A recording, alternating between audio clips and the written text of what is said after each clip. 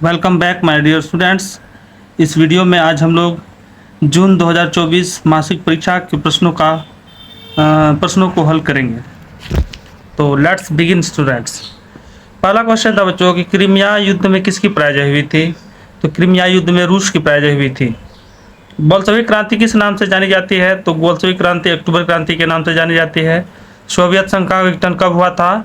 बहुत important question है। 1991 यानी 1991 में।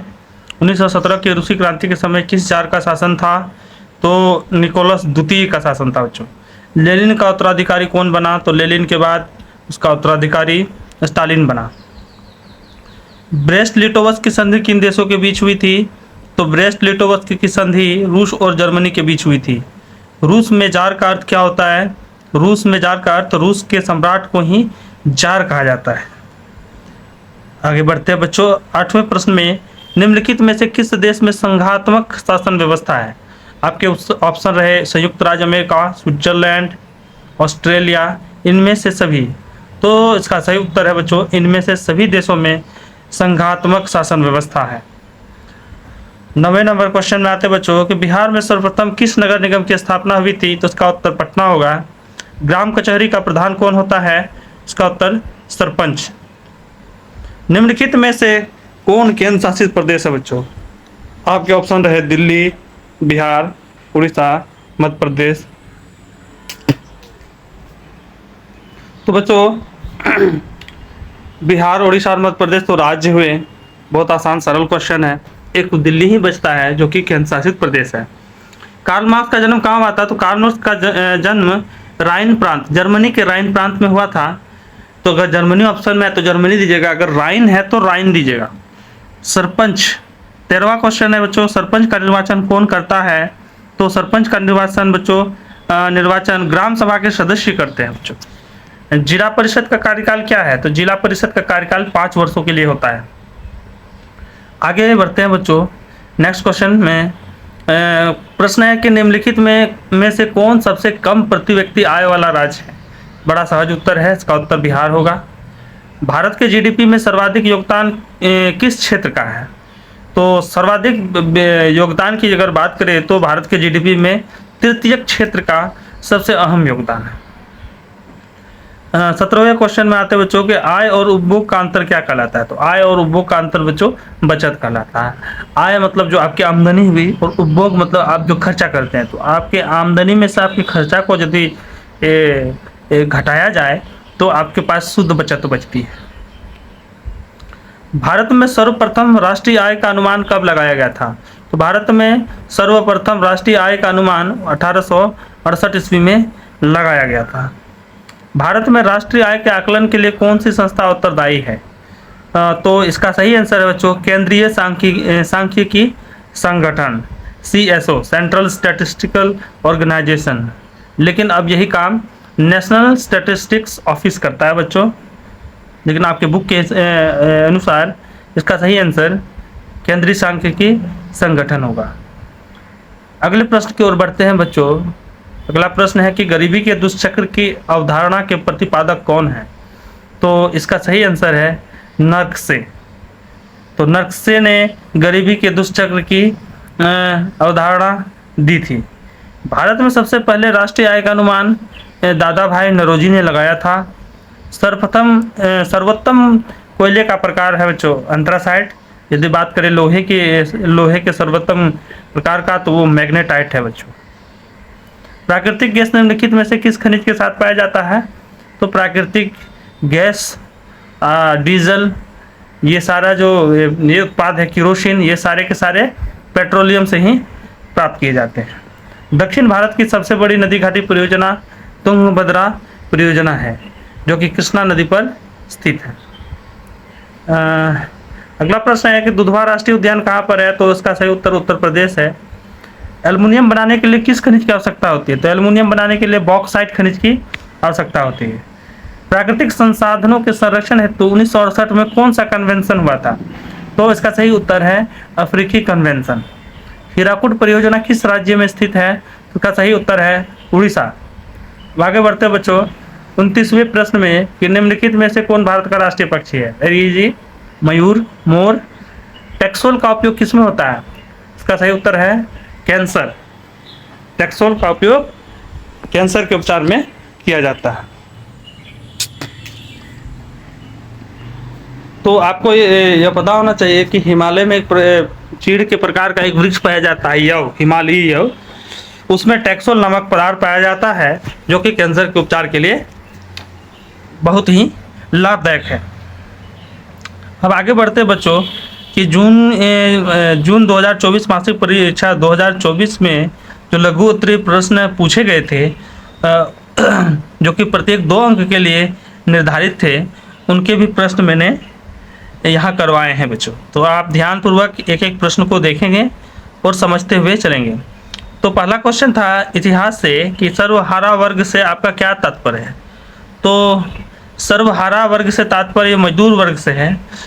इससे पहले कि इस प्रश्न का उत्तर मैं आप लोगों के साथ डिस्कशन करूं, पिछले वीडियो में मुझसे बोलने में एक जल्दीबाजी में थे तो बोलने में हमसे मिस्टेक हो गई। मैंने बुर्जुआ वर्ग का गलत व्याख्या वहाँ दिया है, ठीक है। तो दो वर्ग थे, एक सर्वहारा वर्ग और दूसरा बुर्जुआ वर्ग। तो जो बुर्जुआ वर्ग था बच्चों, वह पूंजीपति जो अमीर बिजनेसमैन लोग थे उनसे संबंधित था, लेकिन मैंने वहाँ उस वीडियो में बुर्जुआ वर्ग का जो एक्सप्लेनेशन दिया था वो गरीब मजदूर लोगों के लिए दिया था। तो इस वीडियो में मैंने वो करेक्ट करना चाहा, इस वीडियो में वो करेक्ट कर रहा हूँ, ठीक है। तो आप ये समझिए कि सर्वहारा वर्ग जो है उसका तात्पर्य मजदूर वर्ग से है। ये लोग कारखाने, खदानों और उद्योगों में काम करके अपनी जीविका चलाते हैं। इनके पास अपनी ज़मीन या उत्पादन के साधन नहीं होते हैं, इन्हें केवल मेहनत करके मजदूरी मिलती है। अगला प्रश्न है कि रूसी क्रांति के किन्हीं 2 कारणों को लिखे। तो इसका उत्तर है रूस में जार निकोलस द्वितीय की निरंकुश शासन प्रणाली, किसानों और मजदूरों की खराब आर्थिक स्थिति। ये दो महत्वपूर्ण कारण हैं जो रूसी क्रांति के में प्रमुख भूमिका निभाए। अगला प्रश्न राजनीति विज्ञान से है बच्चों कि संघीय शासन सरकार की 2 विशेषताएं बताएं। तो इसमें शक्तियों का विभाजन केंद्र और राज्य सरकारों के बीच होता है। और दूसरा है कि दोनों सरकारें अपने क्षेत्र में स्वतंत्र होती हैं। भारत की भाषाई विविधता से आपका क्या अभिप्राय है? तो भारत में अनेक भाषाएं बोली जाती है। संविधान की 8वीं अनुसूची में 22 भाषाएं सूचीबद्ध हैं। इसी को भारत की भाषाई विविधता कहा जाता है। भाषाई विविधता का मतलब जो हमारे देश में अनेक तरह की जो भाषाएं बोली जाती है, ठीक है।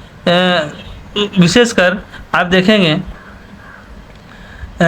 हमारे देश में कई सारी बोलियां भी बोली जाती है, पर यहाँ भाषा से प्रश्न पूछा जा रहा है। तो इसीलिए यह मेंशन करना भी इसमें आवश्यक है कि संविधान की जो 8वीं अनुसूची है उसमें हमारे संविधान में 22 भाषाओं को मान्यता दी गई है, ठीक है। अब अगले प्रश्न की ओर बढ़ते हैं जो कि अर्थशास्त्र है। अर्थशास्त्र से पूछे गए हैं, जैसे सकल घरेलू उत्पाद को परिभाषित करें। तो किसी देश की सीमाओं के भीतर एक निश्चित अवधि, आमतौर पर वह अवधि 1 वर्ष की होती है, में उत्पादित सभी अंतिम वस्तुओं और सेवाओं का मौद्रिक मूल्य ही सकल घरेलू उत्पाद कहलाता है। यानी कि सकल घरेलू उत्पाद GDP यानी कि ग्रॉस डोमेस्टिक प्रोडक्ट।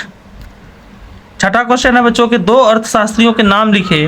तो पहला है एडम स्मिथ और दूसरा कार्ल मार्क्स।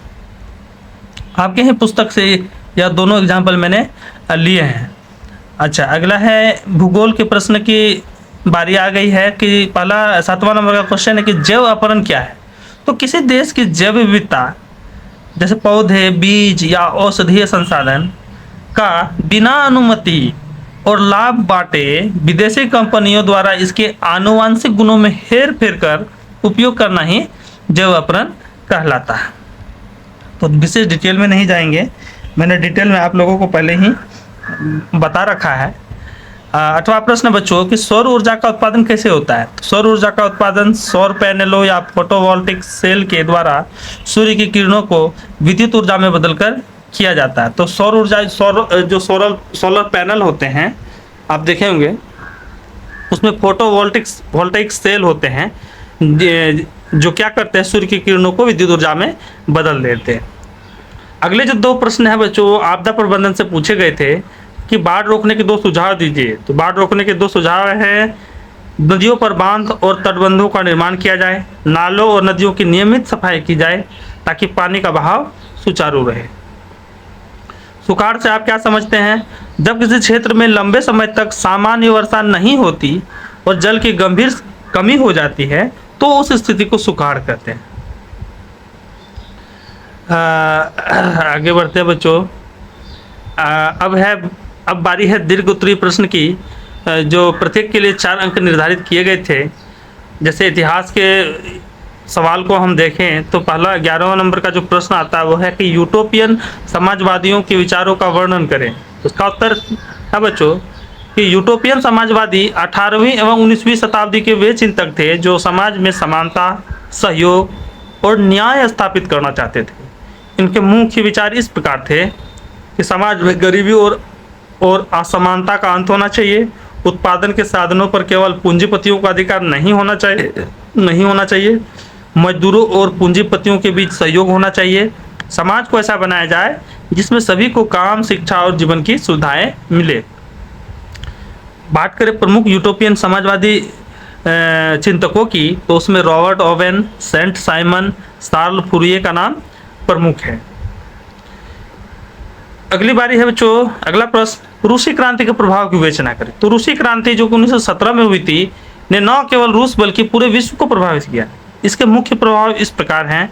रूस में जारशाही का अंत हो गया और लेनिन के नेतृत्व में समाजवादी सरकार बनी। किसानों को जमीनों और मजदूरों को काम करने के अधिकार मिले। शिक्षा, स्वास्थ्य और उद्योग राज्य के नियंत्रण में आ गए। विश्व में समाजवादी विचारधारा का प्रसार हुआ। उपनिवेशित देशों को स्वतंत्रता आंदोलनों की प्रेरणा मिली। इस प्रकार रूसी क्रांति ने राजनीति, समाज और अर्थव्यवस्था सभी को गहराई से प्रभावित किया। अब अगला प्रश्न बच्चों राजनीति विज्ञान से पूछा गया है कि ग्राम पंचायत के प्रमुख अंगों का वर्णन करें। तो ग्राम पंचायत ग्रामीण स्वशासन की सबसे छोटी इकाई है। इसके प्रमुख अंग हैं ग्राम सभा, गांव के सभी वयस्क नागरिक सदस्य होते हैं इसके। यह ग्राम पंचायत की सर्वोच्च संस्था है। उसके बाद बात आती है ग्राम पंचायत की। ग्राम सभा द्वारा चुने गए प्रतिनिधियों का संगठन जो गांव का प्रशासन चलाता है। तीसरा है बच्चों सरपंच या प्रधान। तो ग्राम पंचायत का प्रमुख जो बैठकों की अध्यक्षता करता है और कार्यों का संचालन करता है वह सरपंच है। ग्राम पंचायत गांव के विकास कार्य, सफाई, पेयजल, शिक्षा आदि की जिम्मेदारी निभाती है। अगला प्रश्न है बच्चों नगर निगम के प्रमुख कार्यों की चर्चा करें। तो नगर निगम बड़े शहरों का प्रशासन संभालने वाली संस्था है। इसके मुख्य कार्य इस प्रकार है। पहला, शहर में सफाई, जल निकासी और कचरा प्रबंधन, सड़कों, पार्कों, पुलों और प्रकाश व्यवस्था का निर्माण व रख रखाव, स्वास्थ्य सुविधाएं उपलब्ध कराना, अस्पताल और दवाखाने चलाना, बच्चों की शिक्षा है तो स्कूलों की व्यवस्था, कर लगाना और नगर की आय का प्रबंधन करना। इस प्रकार नगर निगम शहरी जीवन को व्यवस्थित और स्वस्थ बनाता है। अगला प्रश्न बच्चों अर्थशास्त्र जो कि अर्थशास्त्र से है कि प्रति व्यक्ति आय और राष्ट्रीय आय में अंतर स्पष्ट करें। तो मैंने एक बॉक्स बनाकर इन दोनों के बीच अंतर स्पष्ट किया है और मैंने पहले बिंदुवार मैंने इन अंतरों को यहाँ पर अंकित किया है। जैसे पहला है अर्थ। राष्ट्रीय आय की बात करें तो देश में एक वर्ष में उत्पन्न वस्तुओं व सेवाओं का कुल मूल्य राष्ट्रीय आय कहलाता है। वही प्रति व्यक्ति आय की बात करें तो राष्ट्रीय आय को कुल जनसंख्या से विभाजित करने पर प्रति व्यक्ति आय मिलती है। अब अगला बिंदु है मापन। तो मापन की बात करें तो यह राष्ट्रीय आय जो है पूरे देश की आय को मापता है। वही प्रति व्यक्ति आय एक व्यक्ति की औसत आय को मापता है। महत्व की बात करें तो राष्ट्रीय आय की महत्व यह है कि देश की आर्थिक स्थिति को बताती है। वही प्रति व्यक्ति आय का जो महत्व है वो नागरिकों के जीवन स्तर का इससे पता चलता है। उदाहरण के लिए यदि राष्ट्रीय आय 100 करोड़ है और जनसंख्या 10 करोड़ है तो इन दोनों को भाग दे देंगे। यानी कि राष्ट्रीय आय को कुल जनसंख्या से यदि भाग देते हैं, राष्ट्रीय आय यानी कि 100 करोड़ को और उस जनसंख्या 10 करोड़ से भाग देते हैं तो प्रति व्यक्ति आय 10 रुपये प्राप्त होते हैं। चलिए बच्चों आगे बढ़े। अगला प्रश्न है कि भारत में राष्ट्रीय आय की गणना में आने वाली प्रमुख कठिनाइयाँ क्या है। तो भारत जैसे विशाल और विविध देश में राष्ट्रीय आय की गणना करना कठिन है और प्रमुख जो कठिनाइयां हैं वे इस प्रकार हैं कि अधिकतर लोग कृषि और असंगठित क्षेत्र में काम करते हैं जिनकी आय का सही आकलन कठिन है। बहुत सी वस्तुएं घर पर ही उपभोग कर ली जाती हैं, उनका बाजार मूल्य नहीं मिल पाता है। जैसे कि आप लोग देखें कि बहुत सारी वस्तुएं, जैसे कि आप सब्जी ही लगा दिए घर में और उसका आप उपभोग कर लिए, तो उसका तो राष्ट्रीय आय में गणना किया ही नहीं गया। ठीक है। अशिक्षा और जानकारी के अभाव में लोग सही आंकड़े नहीं देते। काले धन और टैक्स चोरी के कारण वास्तविक आय छिपा ली जाती है। तो इन कारणों से भारत में राष्ट्रीय आय का सटीक अनुमान लगाना मुश्किल है। अब बारी है बच्चों भूगोल के प्रश्नों की। तो 17वां प्रश्न जो है वह जैव विविधता क्या है, यह मानव के लिए क्यों महत्वपूर्ण। जैव विविधता से आशय किसी क्षेत्र में पाए जाने वाली सभी प्रकार की जीवित प्रजातियों से है, जैसे पौधे, पशु, सूक्ष्म जीव आदि। इसका महत्व यह है कि यह मनुष्य को भोजन, ईंधन, औषधि और कच्चा माल देती है, पर्यावरण का संतुलन बनाए रखती है, पारिस्थितिकी तंत्र को स्थिर और मजबूत बनाती है, पर्यटन और रोजगार के अवसर प्रदान करती है। इस प्रकार जैव विविधता मानव जीवन की आधारशिला है। नेक्स्ट प्रश्न है बच्चों की ऊर्जा के गैर पारंपरिक स्रोतों पर प्रकाश डाले। तो गैर पारंपरिक ऊर्जा स्रोत वे होते हैं जो पारंपरिक जीवाश्म ईंधन जैसे कोयला, पेट्रोलियम, गैस पर निर्भर नहीं होते। इनके प्रमुख रूप है सौर ऊर्जा, सूर्य से प्राप्त ऊर्जा जिसका उपयोग बिजली उत्पादन और हीटिंग में होता है।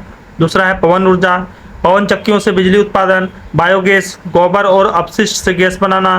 भूतापीय ऊर्जा, पृथ्वी के भीतर की गर्मी से प्राप्त ऊर्जा। जल विद्युत, बहते जल से या बहते पानी से बिजली उत्पादन करना। ये सारे के सारे आपके गैर पारंपरिक ऊर्जा के स्रोत हैं। और महत्व की बात करें तो ये स्रोत अक्षय है, यानी कि ये बार बार पुनः इसको क्या किया जा सकता है, ये कभी नष्ट होने वाले नहीं है, ये बार बार पुनः इनका निर्माण किया जा सकता है, इसलिए अक्षय है, प्रदूषण रहित हैं और पर्यावरण के लिए सुरक्षित हैं। तो इस प्रकार जो जून माह में लिया गया आप लोगों का जो ये प्रश्न है, मैंने ये इसका इस सेक्शन को भी मैंने कंप्लीट कर दिया है और अतिशीघ्र हम जुलाई के प्रश्नों के साथ हाजिर होंगे। तब तक के लिए गुड बाय, शुभ रात्रि।